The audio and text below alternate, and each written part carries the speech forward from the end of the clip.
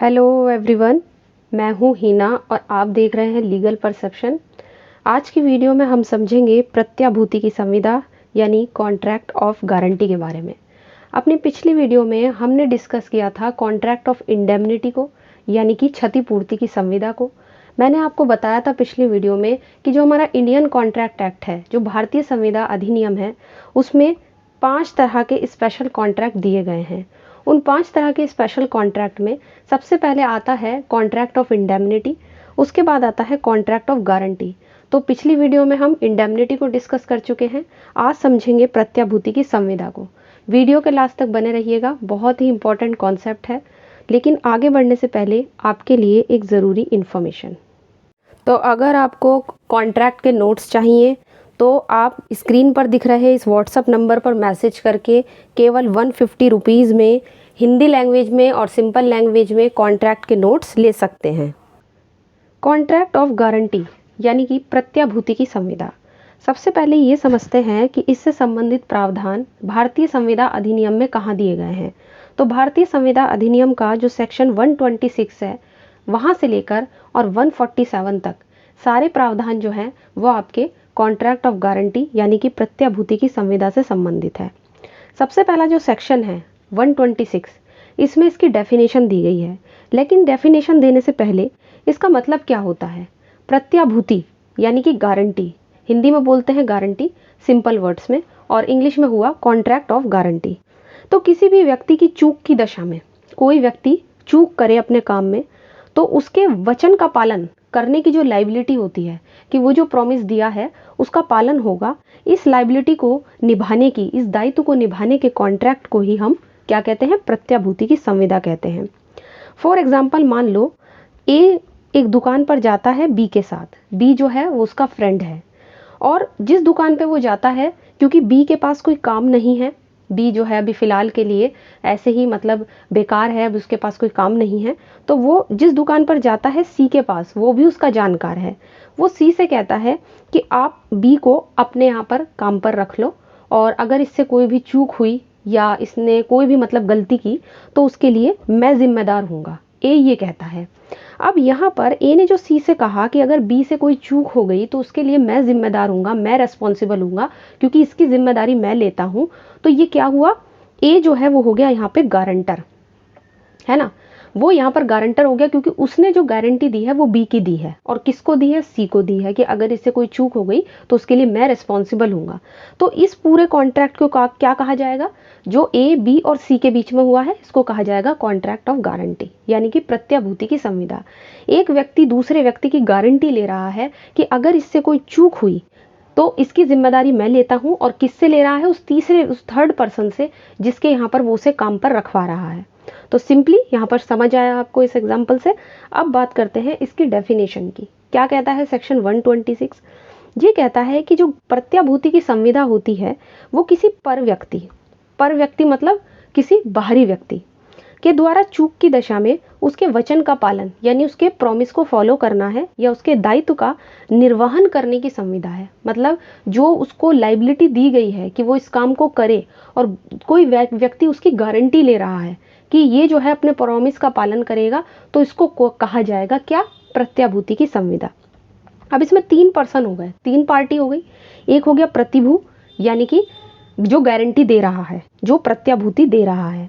दूसरा हो गया मूल ऋणी, जिसके चूक के बारे में गारंटी दी जा रही है। अब यहाँ पर मूल ऋणी क्यों लिखा हुआ है, मूल ऋणी इसलिए लिखा हुआ है क्योंकि हम अक्सर क्या होता है कि लोग किसी को अपनी गारंटी पे किसी से पैसे वगैरह दिलवा देते हैं कि तुम इसे इतने 1000 रुपये दे दो और इसकी गारंटी मैं लूँगा अगर इसने ना चुकाए तो। इस तरीके से लोग गारंटर बन जाते हैं बीच में। तो इसलिए यहाँ पर कहा गया है मूल ऋणी, मतलब जिसके चूक के बारे में आप गारंटी दे रहे हो, जो चूक करे कल को तो आप जिम्मेदार होगे। और तीसरा होता है लेनदार, जो आपको पैसे दे रहा है, उस व्यक्ति को पैसे दे रहा है और उसकी गारंटी ले रहे हो आप। जैसे ए है, बी है और सी है। ए जो है वो सी से कहता है कि तुम जो हो बी को 5000 रुपये दे दो, तुम बी को 5000 दे दो, उसकी गारंटी मैं लेता हूँ, अगर बी ने नहीं चुकाए तो ए चुकाएगा। ए ये कहता है, सी से कहता है। तो यहाँ पे ए हो गया प्रतिभू यानी कि गारंटर, और बी हो गया मूल ऋणी जिसने पैसा उधार लिया है, और सी हो गया लेनदार यानी कि जिसको गारंटी दी जा रही है। तो आई होप इस एग्जाम्पल से आपको ये तीनों पॉइंट जो हैं वो क्लियर हो गए होंगे। अब इस तरह के जो कॉन्ट्रैक्ट लोग करते हैं, इनका उद्देश्य क्या होता है, इसका पर्पस क्या होता है? तो इसका पर्पस होता है किसी को कोई उधार सामान दिलवाना, किसी को कोई भी वस्तु या कोई चीज़ दिलवाना, या किसी को कोई नौकरी दिलवाना। अक्सर लोग अपनी गारंटी पे किसी दूसरे को कोई नौकरी वगैरह दिला देते हैं कि मैं इसकी गारंटी लेता हूँ, आप इसको नौकरी पे रख लो, और अगर ये कुछ भी करेगा, इस तरीके से कोई चूक करेगा, तो उसके लिए मैं रिस्पॉन्सिबल हूँगा। तो यही इसका उद्देश्य होता है।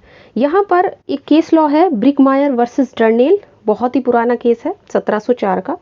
इस केस में इसके फैक्ट देख लेते हैं और ज़्यादा चीज़ें आपको क्लियर हो जाएंगी। देखो, इसमें बताया गया था कि अगर दो लोग एक दुकान पर जाते हैं, जिसमें से एक सामान खरीदता है और दूसरा उसे उधार दिलवाने के लिए बेचने वाले से को ये प्रॉमिस करता है कि अगर इसने इसकी कीमत अदा ना की, जो भी ये चीज़ें लेके जा रहा है, इसने इसका मूल्य ना चुकाया, तो फिर मैं इसके लिए जिम्मेदार हूँगा। तो कोर्ट ने कहा कि ये सीधा सीधा आपका कॉन्ट्रैक्ट ऑफ गारंटी है, मतलब ये प्रत्याभूति की संविदा है। अब यहाँ पे इस तरह के कॉन्ट्रैक्ट में कंसिडरेशन क्या होता है, मतलब प्रतिफल क्या होता है?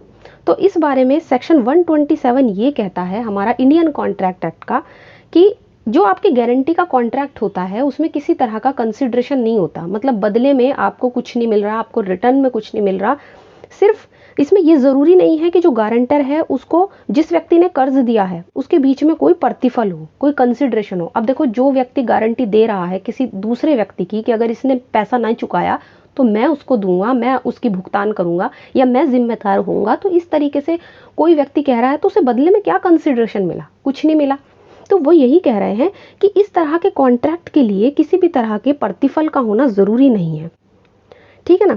अब जिस व्यक्ति के फायदे के लिए व्यक्ति ने गारंटी दी है, किसके फायदे के लिए गारंटी दी है? जिसने उधार पैसा लिया है, उसके फायदे के लिए कोई व्यक्ति गारंटी दे रहा है, कोई प्रॉमिस कर रहा है कि मैं जिम्मेदार हूँगा, वही बस इसमें कंसिडरेशन माना गया है। कोई ऐसा ज़रूरी नहीं है कि जो आपको गारंटी दे रहा है उसको भी कोई कंसिडरेशन मिले बदले में, तो ऐसा इसमें नहीं है। तो इसलिए जो आपका ये जो कॉन्ट्रैक्ट होते हैं, कॉन्ट्रैक्ट ऑफ गारंटी, इसमें किसी कंसिडरेशन की ज़रूरत नहीं है। आप जो भी वचन देते हो या सामने वाले से जो प्रॉमिस करते हो, वही कंसिडरेशन माना जाता है। अब एक और इम्पॉर्टेंट चीज़ ये है कि सेक्शन 128 हमें बताता है कि जो गारंटर है, जो कोई व्यक्ति किसी की प्रत्याभूति लेता है, मतलब कोई व्यक्ति किसी के लिए गारंटी दे रहा है या ये कह रहा है कि अगर इसने पैसा नहीं चुकाया तो मैं उसके लिए जिम्मेदार हूँगा, तो उसकी लाइबिलिटी कहाँ तक होगी? तो ये बताता है सेक्शन 128 हमें। ये कह रहा है कि जो व्यक्ति किसी के लिए कोई गारंटी की कॉन्ट्रैक्ट करता है, मतलब ये कहता है कि मैं जिम्मेदार हूँ अगर इसने ना चुकाया, तो उसकी जो लाइबिलिटी होगी वो मूल ऋणी के बिल्कुल दायित्व के समान होगी। एग्जाम्पल के तौर पर, अगर ए बी को, जो उसने सी से 5,000 लिए हैं, ये कहता है कि अगर बी ना चुकाए 5,000 रुपये सी को, तो मैं चुका दूंगा, मैं लाइबल होऊंगा। तो यहाँ पे अगर बी कल को 5,000 रुपये नहीं चुका रहा है तो ए सिर्फ 5,000 के ही लिए जिम्मेदार होगा।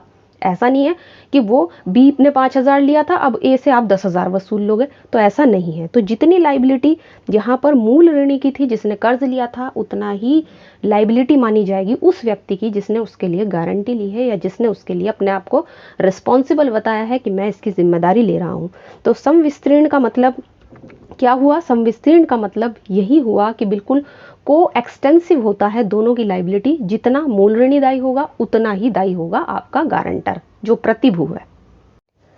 अब हम समझेंगे कॉन्ट्रैक्ट ऑफ इंडेमनिटी और कॉन्ट्रैक्ट ऑफ गारंटी के बीच में डिफरेंस। तो दोनों के बीच में सबसे बड़ा डिफरेंस ये होता है, अगर मैं क्षतिपूर्ति की संविदा या प्रत्याभूति की संविदा की बात करूं, तो जो आपकी क्षतिपूर्ति की संविदा है उसमें क्या होता है कि एक पार्टी दूसरी पार्टी को वचन देती है, उसको प्रॉमिस देती है कि अगर उसे कोई नुकसान हुआ, या तो उसके किसी एक्ट से नुकसान हुआ हो या किसी बाहरी व्यक्ति के एक्ट से कोई नुकसान हुआ हो, थर्ड पार्टी के एक्ट से हुआ हो, तो वो नुकसान की भरपाई करेगा।